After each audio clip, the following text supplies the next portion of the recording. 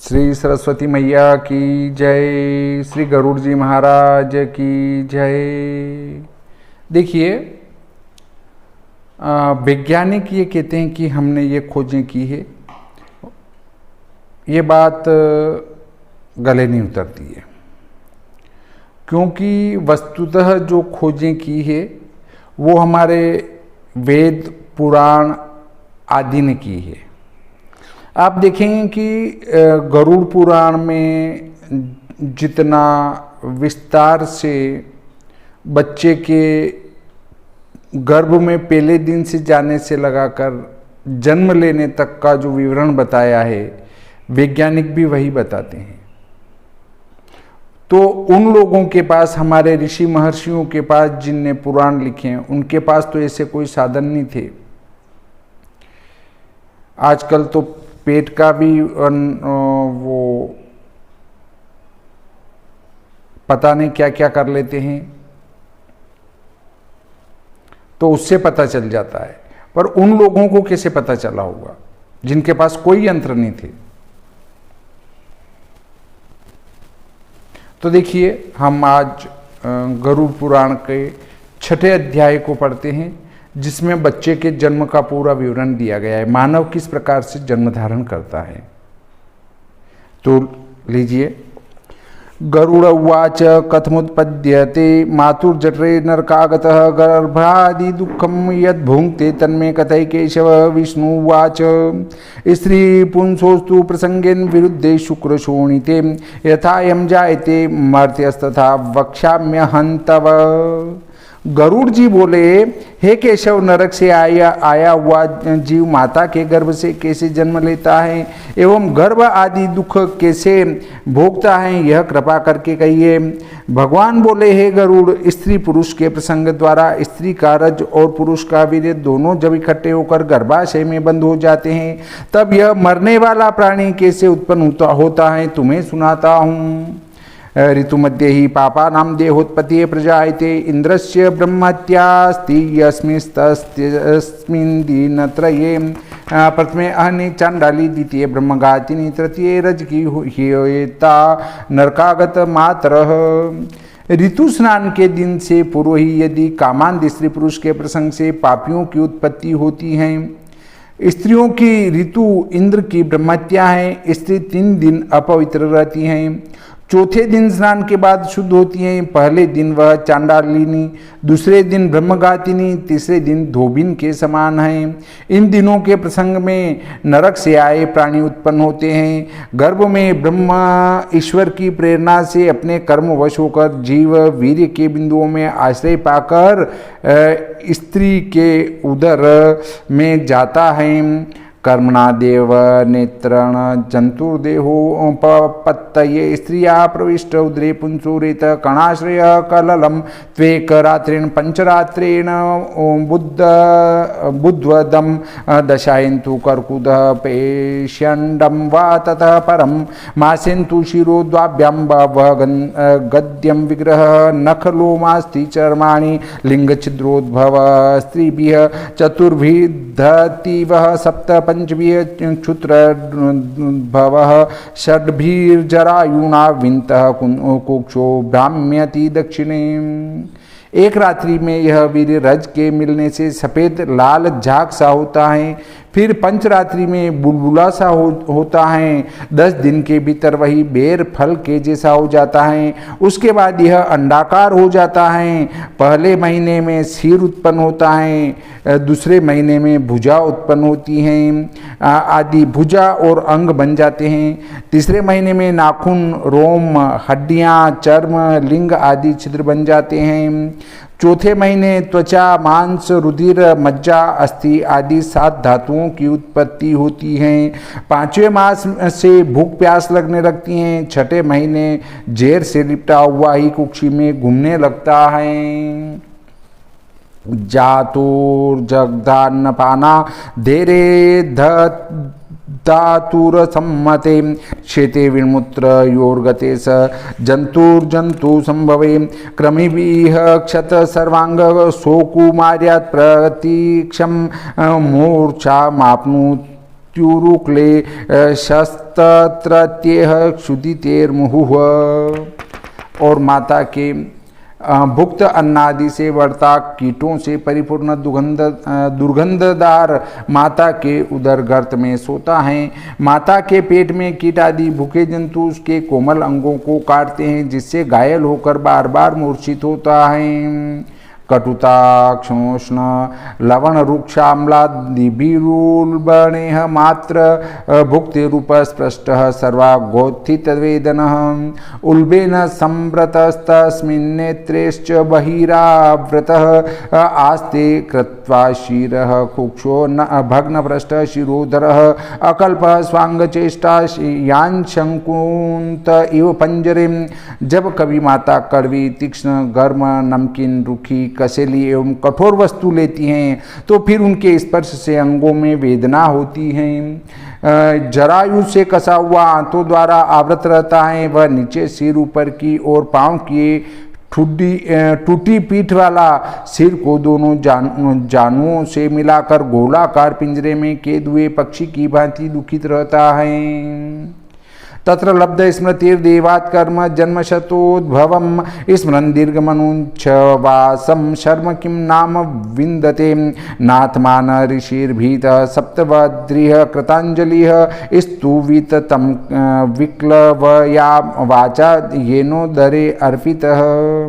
सैकड़ों जन्मों के प्रभाव से कहीं ईश्वर के नाम की स्तुति उठती है। यदि पुण्य उदय हुआ तो गर्भ में ईश्वर का स्मरण करता है और दुख के मारे लंबे श्वास भी लेता है। फिर जीव सप्त धातुओं से बंधा पशु की भांति भयभीत हो हाथ जोड़कर ऋषियों की भांति जिस ईश्वर ने उसे गर्भ में धारण किया था उसकी दिनवाणी द्वारा स्तुति करने लगता है। आरभ्य सप्तमान मासालब्ध बोधोपि वेशितः नेकत्रास्ते स्तुतिवातेर्विष्टा भूरिव सोदरः जीव उवाच। श्रीपतिं जगदाधारं शुभ क्षयकारकं व्रजामि शरणं विष्णु शरणागत वत्सलम। सातवें मास के लगते ही गर्भ में जीव को ज्ञान होता है तथा दुखों को देखकर कांप उठता है। गर्भ में एक जगह टिक नहीं पाता। विष्ठा में उत्पन्न कीट की भांति उदर में इधर उधर फिरता है। इस ज्ञान के कारण सांसारिक दुख से वैराग्य युक्त हो ईश्वर की स्तुति करता है। जीव कहता है कि हे प्रभु, आप लक्ष्मीनाथ जगत के आधार हैं, सब पापों का नाश करते हैं, अपने शरणागत दिनों की रक्षा करते हैं। हे घट घट में व्यापक विष्णु, में आपकी शरण हूँ। त्वन्माया मोहितो देहे तथा पुत्र कलत्र के अहम ममाभिमानेन गतो अहम नाथ संवृत्तिम कृतम परिजनस्यार्थम मया कर्म शुभाशुभम एकाकीतेन दग्धो अहम गतास्ते फलभोगिनः। हे भगवान, यह माया जिससे मोहित होकर मैं अपने शरीर पुत्र कलत्र आदि में ममता करके अभिमान करता रहा, इसी से जन्म मरण बंधन में पड़ा हूँ। मैंने अभिमानवश अपने कुटुंब पालन में शुभ अशुभ कर्म किए हैं, वे खा पीकर चले गए, अब मैं अकेला उनका फल पाता हूँ। यदि योन्या प्रभुचे अहम तस्मन् तत्समरिष्ये पदम तव तमुपायं करिष्यामि मुक्तिं व्रजाम्यहं। विमुत्रकूपे पतितो दग्धो अहं जठराग्निना इच्छन्नितो विवसितुं कदा निर्यास्ते बहिः। हे दयालु, यदि मैं इस योनि से एक बार छूट जाऊं तो अवश्य ही आपके चरणारविंदों का स्मरण करूंगा, जिससे मेरी मुक्ति हो जाए। हे प्रभु, मैं मलमूत्र के कुएं में पड़कर जठराग्नि से जल रहा हूँ, मैं यहाँ से निकलना चाहता हूँ, बाहर निकाल दो। ये नेदृशं मे विज्ञानम दत्तम दीनदयालुना त्वमेव शरणं यामि पुनर्मे मां अस्तु संसृतिः न च निर्गन्तुमिच्छामि बहिर्गर्भात् कदाचन यत्र यातस्य मे पाप कर्मणा दुर्गतिर्भवेत। आपने मुझे यह ज्ञान दिया है, मैं आपकी शरण में हूँ, अब दया कीजिए जिससे मेरा पुनः जन्म मरण न हो। हे प्रभु, आपकी कृपा से यह ज्ञान भी हो रहा है कि मेरे बाहर निकलने पर फिर से मुझे संसार चिपट जाएगा, फिर से पाप कर्मों में लग जाऊंगा, अतः मैं गर्भ से भी निकलना नहीं चाहता हूँ। तस्मादत्र महद्दुःख स्थितोऽपि विगतक्लमः उद्धरिष्यामि संसारादात्मानं ते पदाश्रयः। श्री भगवानुवाच एवं कृतमतिर्गर्भे दशमास्य स्तुवन् ऋषिः सद्य क्षिपत्यवाचिनं प्रसूत्ये प्रसूतिमारुतः। दीनबंधु, चाहे यहाँ गर्भ में भारी दुख में ही पड़ा हूँ उसका विचार नहीं, परंतु आपके चरणों के आश्रय से अब अपना का अवश्य उद्धार करूँगा। श्री भगवान बोले, हे गरुड़, इस प्रकार जीव 10वें मास तक ईश्वर की स्तुति करता है, तब उस अधोमुख को प्रसूत पवन झट से बाहर गिरा देती हैं।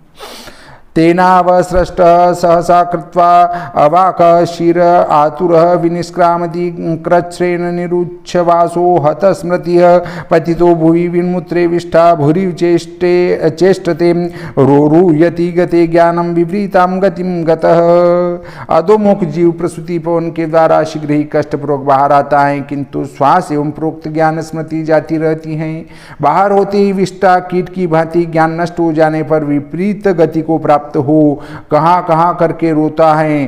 तब संबंधी कहते हैं कि बालक का जन्म हुआ है। गर्भे व्याधो श्मशाने च पुराणे या मतिर्भवेत् सा यदि स्थिरतां याति को न मुच्यते बंधनात्। यदा गर्भाद्वहिर्यान्ति कर्म गो भोगादनन्तरं तदेव वैष्णवी माया मोह यत्येव पुरुषम। गर्भ में रुका गर्भ के समय रोग होने पर शमशान में एवं पुराण कथा सुनते समय जैसा वैराग्य मनुष्य को होता है, यदि वही ज्ञान सदा रहे तो फिर कौन पुरुष संसार बंधन से मुक्त न हो जाए। अपने कर्म भोगों से जीव के गर्भ से बाहर आते ही विष्णु माया उसे मोहित कर लेती हैं।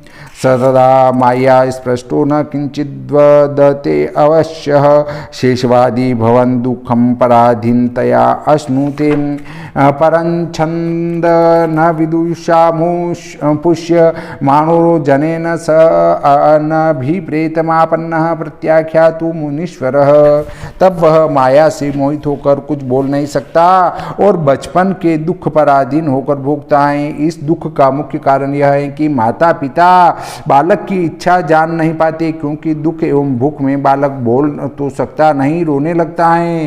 रोना सुनकर माता पिता औषधि दूध आदि दे देते हैं। इस प्रकार वह पलता रहता है। शायितो शुचि पर्यंके जंतु स्वेद च दूषिते नेश काद्यने अंगानो मासनोत्थान चेष्टने तु दंत्या मत त्वे दंशामशका मत्कुणादयः रुदन्तं विगत ज्ञानम क्रमी कंजता।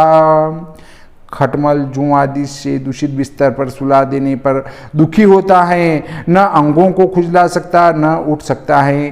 कीड़े जैसे कीड़ों को काटते हैं, उसी प्रकार ज्ञान रहित असमर्थ और रोते हुए बालक की नई एवं कोमल त्वचा पर खटमल मच्छरादि काट कर उसे दुख देते हैं। इत्येवं शेषवं भुक्त्वा दुःखं भोगण्डमेव च ततो यो न मासाद्य याति सम्पदमासूरिं तदा दुर्व्यसनासक्तो नीचसंगपरायणः शास्त्र सत्पुरुषाणां च द्वेष्टा स्यात् कामलंपटः। इस प्रकार बालक अवस्था भोग 5वें वर्ष से पुगंड अवस्था में आता है। उसमें विद्या अध्ययन आदि गुरुजनों को मार पीट के दुख भोगने पड़ते हैं। तब आसुरी संपत्ति प्राप्त कराने वाली यौवन अवस्था में आता है। इस अवस्था में नीच संग पाकर दुष्ट कर्म करता है, दुर्व्यसनों में आसक्त हो शास्त्र तथा सत्पुरुषों के साथ द्वेष भाव रखकर पुनः कामी बन जाता है। त्रष्ट्वा स्त्रियं देवमायां तद्भवेर जितेन्द्रियः प्रलोभित पतत्यन्दे तमस्यग्नो पतंगवत कुरंग मातंग पतंग भृंगमीनाहता पंचभीरेव पंच एक प्रमादी सकथन हन्यते यह सेवते पंचभीरेव पंचः। जब वह प्रभु कि माया रूपी स्त्री को देखता है तो उसे ज्ञान नहीं रहता। उसके कटाक्षों से अजितेंद्रिय होकर आग में पतंगे की भांति महामोह में पड़ जाता है। तब कर्ण, त्वचा, नेत्र, जिह्वा, घ्राण आदि पांचों इंद्रियों के शब्द, स्पर्श, रूप, रस, गंध, इन पांचों विषयों को भोगने में लंपट हो जाता है। अलब्धा भीप्सितो ज्ञानादिद्ध मन्युः शुचार्पितः स देहेन मानेन वद्यमानेन मन्युना करोति विग्रहं कामी कामीष्वन्ताय चात्मनः बलादिके स हन्येत उज्जे गजेरन्यैर्गजो यथा। यदि जवानी में मनोकामना सिद्ध नहीं होती तो क्रोध उत्पन्न हो जाता है और शरीर के साथ साथ क्रोध भी बढ़ता जाता है। क्रोध में मूर्छित होकर वह कामी स्वार्थ सिद्धि के लिए जैसे हाथी लड़ता है वैसे ही अधिक बलवान हाथियों के साथ लड़कर मृत्यु पाता है। एवं यो विषयासक्त्या नरत्वमति दुर्लभम वृथा नाशयते मूढ़स्तस्मात् पापतरोहिकः जातिशतेषु लप्ते भुवि मानुषत्वं तत्रापि दुर्लभतर खलु भो द्विजत्वं यस्तन्न पालयति लालयति इंद्रियाणि तस्यामृत क्षरति हस्तगतं प्रमादात्। इस प्रकार हे गरुड़ अत्यंत दुर्लभ मनुष्य जन्म पाकर भी उसे विषयासक्ति में व्यर्थ नाश कर देता है। इससे बढ़कर कौन सा पाप है। सैकड़ों योनियों में से मनुष्य योनि अति दुर्लभ हैं और इसमें भी ब्राह्मण होना कठिन है। उसका कुछ विचार नहीं करता, भक्तिहीन होकर हाथ में आए हुए अमृत को गिरा देता है। ततस्ताम वृद्धताम प्राप्य महाव्याधि समाकुलः मृत्युं प्राप्य महद दुःखं नरकं याति पूर्ववत्। एवं गतागते कर्म पाशैर्बद्धाश्च पापिनः कदापि न विरञ्जन्ते मम माया विमोहिताः। तब धीरे धीरे वृद्धावस्था को प्राप्त हो रोगों में गिरता है और दुखी होते होते मृत्यु को प्राप्त हो दुखदायी नरक को जाता है। श्री भगवान कहते हैं कि ऐसे आवागमन के चक्र में बांधने वाले कर्म पाशों में बंधे हुए पापी को मेरे ईश्वर की माया से मोहित होकर विषयों से कभी वैराग्य नहीं होता। इति ते कथितं तार्क्ष पापी नाम का नार की गति है अंत्येष्टि कर्महीना नाम किम भूयः श्रोतुमिच्छसि। हे गरुड़, यह मैंने तुम्हें अंत्येष्टि आदि तत्काल अंतकाल के संस्कारों से रहित पापियों की गति सुनाई है। अब और क्या सुनना चाहते हो। श्री गरुड़ पुराणे भाषा टीकायां पाप जन्मादि दुख निरूपणम नाम षष्ठो अध्यायः। बोलिए श्री गरुड़ जी महाराज की जय।